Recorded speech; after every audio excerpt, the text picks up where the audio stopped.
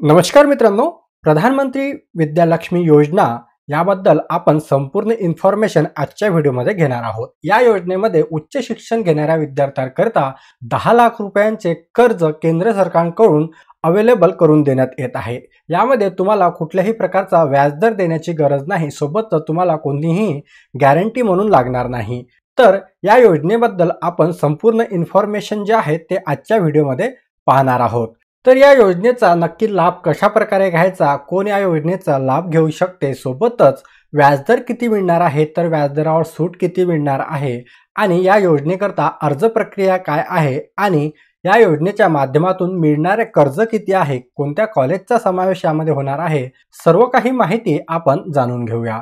आपल्या चॅनलवरती नवीन असाल तर मी अंकुश कोंडेकर आणि तुम्ही पाहतात झटपट इन्फो।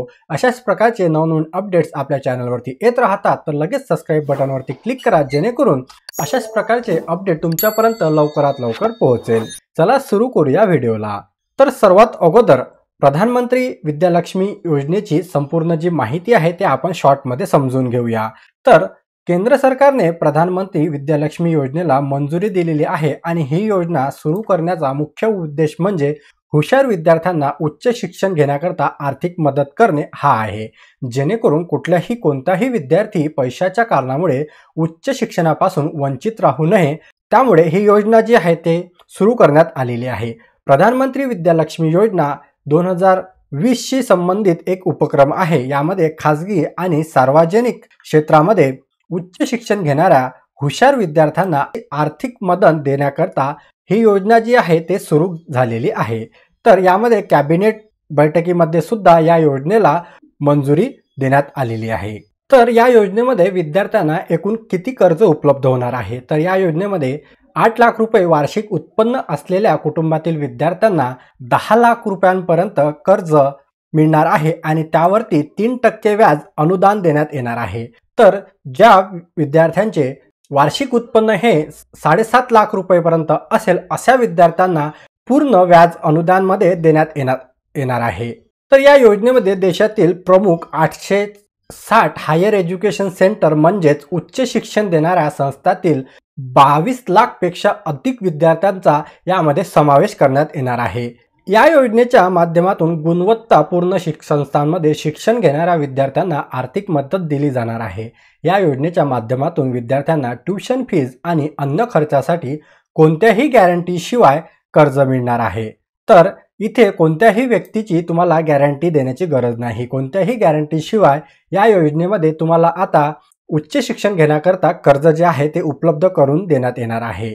प्रधानमंत्री विद्यालक्ष्मी योजनेच्या माध्यमातून जो विद्यार्थी चांगल्या उच्च शिक्षण संस्थांमध्ये प्रवेश घेतो त्याला बँक किंवा वित्तीय संस्थांकडून विना गॅरंटी किंवा जमानतदार शिवाय कर्ज मिळणार आहे। तर ही योजना केंद्र सरकारने सुरू केलेली आहे। तर या योजनेचा मुख्य उद्दिष्ट म्हणजे काय, तर विद्यार्थ्यांना आर्थिक मदत करणे होय, जेणेकरून पैसा नाही म्हणून कुठलाही विद्यार्थी उच्च शिक्षणापासून वंचित राहू नये आणि जे कर्ज संपूर्ण फीज आणि शिक्षण संबंधीचे दुसरे खर्च पूर्ण करतील, हा या मुख्य योजनेचा उद्देश आहे। तर या योजनेमध्ये कुठल्याही हमीदाराशिवाय आणि गॅरंटीशिवाय तुम्हाला कर्ज जे आहे ते मिळणार आहे।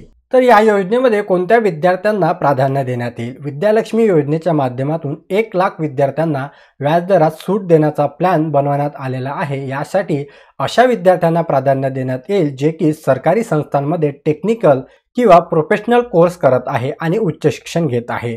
तर याकरता 3600 कोटींचे जे बजेट आहे ते केंद्र सरकारने बनवलेले आहे आणि आर्थिक वर्ष 2024-25 ते 2030-31 पर्यंत हा खर्च करण्यात येणार आहे। या कालावधीमध्ये कमीत कमी 7 लाख नवीन विद्यार्थ्यांना आर्थिक मदत देण्याचे उद्दिष्ट ठेवण्यात आलेले आहे। तर या योजनेमध्ये जर तुम्हाला अर्ज करायचा असेल तर तो कशा प्रकारे करायचा, या योजनेमध्ये तुम्हाला अर्ज करायचा असेल तर तुम्हाला vidyalakshmi.co.in या वेबसाईटवर यायचं आहे आणि इथे तुम्हाला अप्लाय करायचं आहे या योजनेकरता।